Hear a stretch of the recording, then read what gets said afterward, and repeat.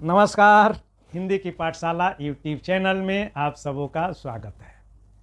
कल के क्लास में व्यक्ति परिचयमाला के अंतर्गत हम लोगों ने सर जॉर्ज अब्राहम ग्रियर्सन की प्रसिद्धि के दो स्तंभ, the modern vernacular literature of Hindustan एवं the linguistic survey of India में से the modern vernacular literature of Hindustan की रचना की परिस्थितियों का और सर जॉर्ज ग्रियर्सन की उपलब्धियों का अध्ययन किए। आज उसी स्तंभ में से दूसरे भाग यानी कि the linguistic survey of India के बारे में जानेंगे, जिसका 1927 में प्रकाशन हुआ। हम लोगों ने यह भी जाना कि भारतीय साहित्य, संस्कृत भाषा, और भारतीय संस्कृति और यहाँ के रीति रिवाज, संस्कारों के प्रति जॉर्ज ग्रियर्सन में जानने की विशेष अभिरुचि थी और उसकी जो है परिणति के तौर पर उन्होंने मैथिली ग्रामर, बांग्ला के लोकगीतों का संग्रह और बिहार में जो बोली जाने वाली जो बोलियां थी, 7 बोलियां, तो उन 7 बोलियों का 7 grammars of the dialects of Bihar का 1887 में प्रकाशन भी करवाया। यद्यपि उस समय उन्होंने बिहारियों के बारे में और विशेष करके मैथिली ब्राह्मणों के बारे में बहुत ही कटु वचन भी बोला है और जो है मैथिल ब्राह्मणों की तुलना वे कोबरा से करते हैं। कहावत आप लोग जानते ही होंगे। आगे विशेष उस पर चर्चा मुनासिब नहीं लगता है। और हम लोगों ने यह भी जाना कि उस वियना कांग्रेस में डॉक्टर कस्ट ने भाषाओं के सर्वेक्षण का सिर्फ भारत में ही नहीं, पूरे ब्रिटिश साम्राज्य के अंतर्गत जो उसके अधीनस्थ राज्य थे, देश थे, उन सभी देशों में वहाँ की भाषाओं के सर्वेक्षण का प्रस्ताव पारित हुआ और भारत की भाषाओं के सर्वेक्षण का दायित्व सर जॉर्ज ग्रियर्सन को दिया गया और वह प्रस्ताव डॉक्टर कस्ट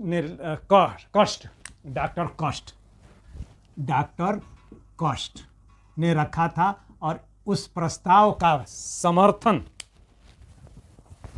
समर्थन उस समय के प्रसिद्ध भाषाविद टेरी बुलर, वेबर, मैक्स मुलर और हर्नले ने और स्वयं ग्रियर्सन ने भी किया था।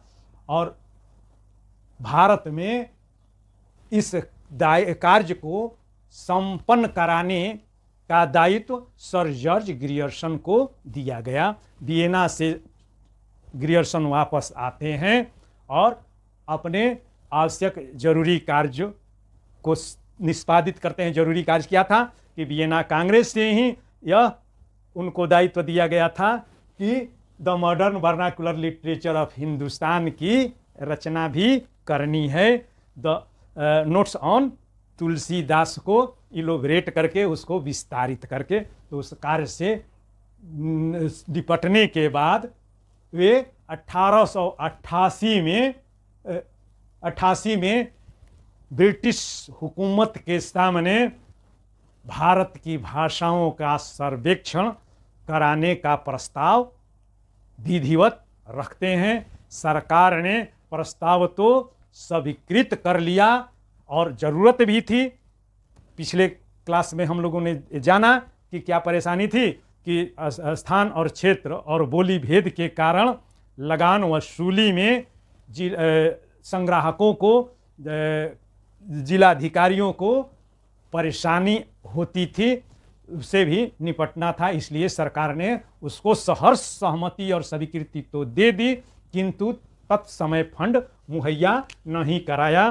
तो 1894 ईस्वी में सरकार ने फंड भी उपलब्ध कराया। 1888 में प्रस्ताव स्वीकृत हुआ था और 1894 ईस्वी में फंड मुहैया कराया गया। और जब फंड मुहैया हो गया तब भाषा सर्वेक्षण से संबंधित जो समिति बनी, उस समिति ने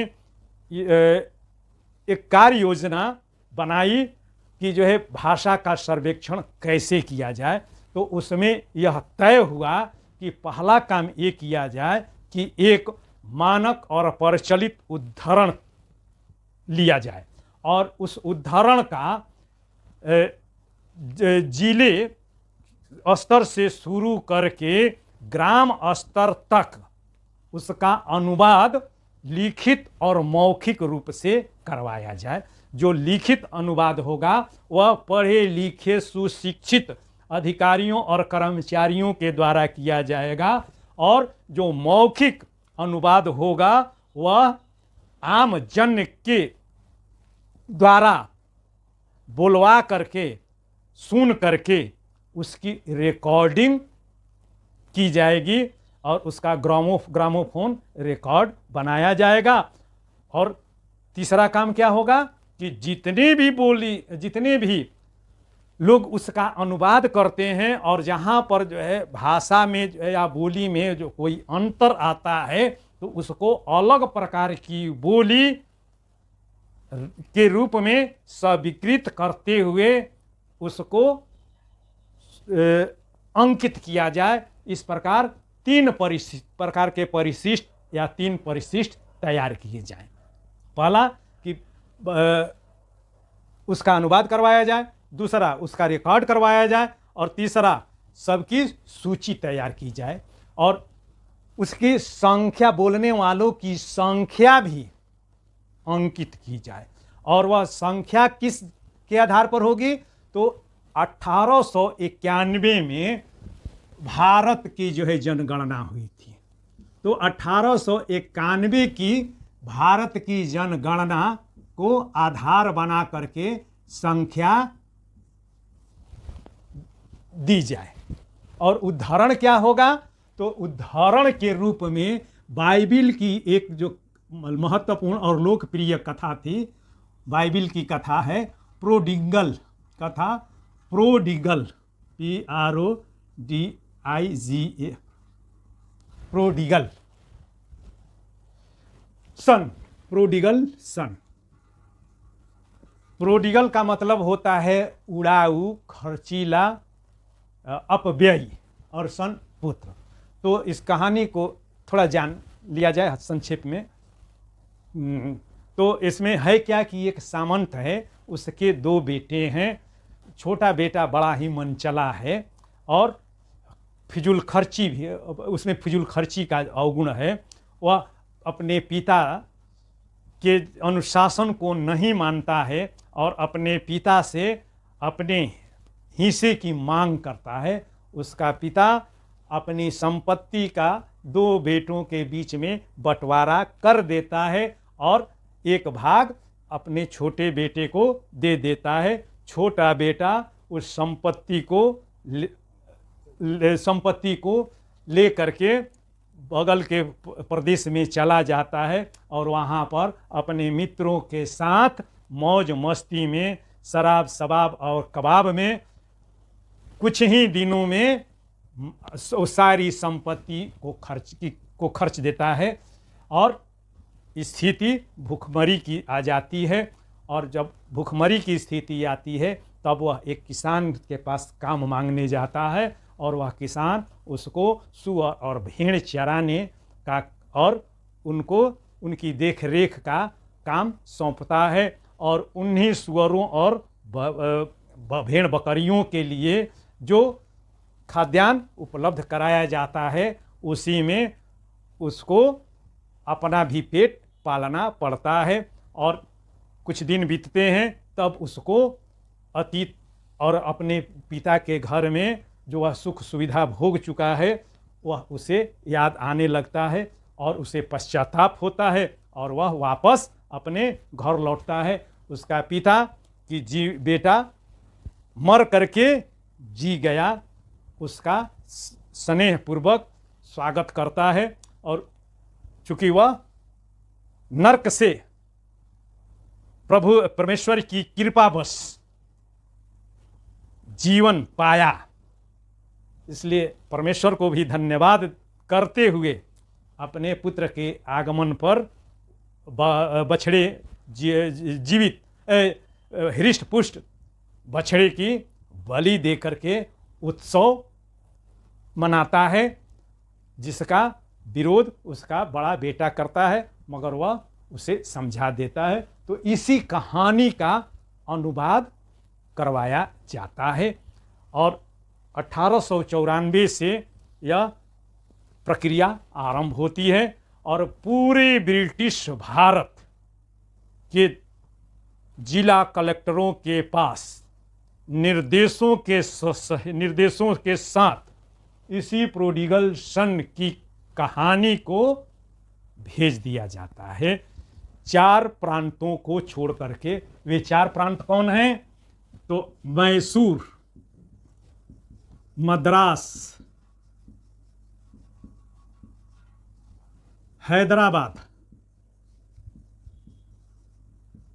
हैदराबाद एवं बर्मा।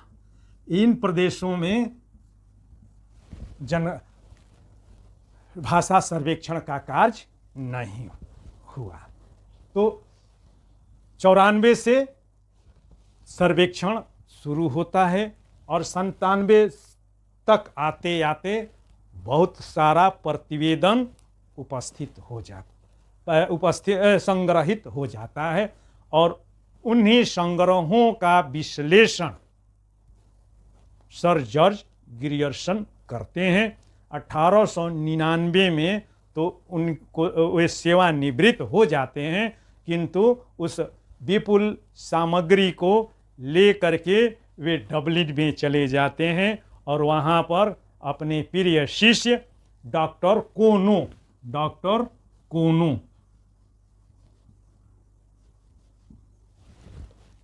के सहयोग से उस विपुल सामग्री को काट कर, छांट कर, बांट कर अपने प्रिय शिष्य डॉक्टर कोनो के सहयोग से the linguistic survey of India की रचना करते हैं, जिसका प्रकाशन 1927 में होता है और यह 11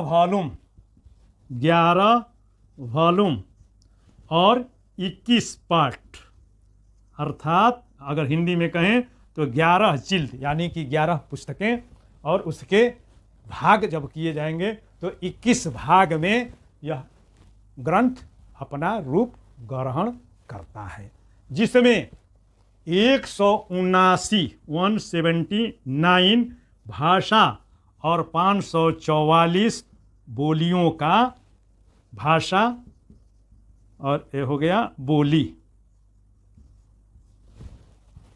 बोलियों का परिचय, व्याकरण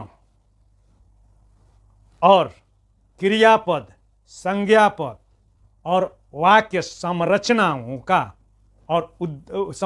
का उद्धरण सहित विवरण मिलता है लिंग्विस्टिक सर्वे ऑफ इंडिया में।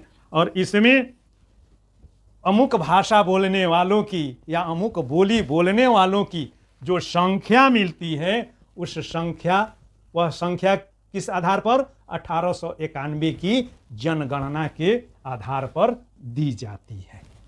तो मुख्य रूप से यही है लिंग्विस्टिक सर्वे ऑफ इंडिया में, और इसी लिंग्विस्टिक सर्वे ऑफ इंडिया का एक भाग है आधुनिक भारतीय आर्य भाषाओं का परिचय भी है, जिसमें से कि एक पाठ है हिंदी और उसकी बोलियां, जिसका भाषा विज्ञान हिंदी भाषा के अंतर्गत हम लोग अध्ययन भी करते हैं कि ग्रियर्सन ने के आधार पर हिंदी के कितने भाषा परिवार हैं, हिंदी भाषा परिवार। तो उसमें हम लोगों ने पढ़ा है कि हिंदी की जो है 5 हिंदी के 5 भाषा परिवार हैं, हिंदी के 5 भाषा परिवार हैं, या हिंदी, अब भाषा परिवार के बारे में भी मैं बताऊंगा कि भाषा परिवार किसे कहते हैं।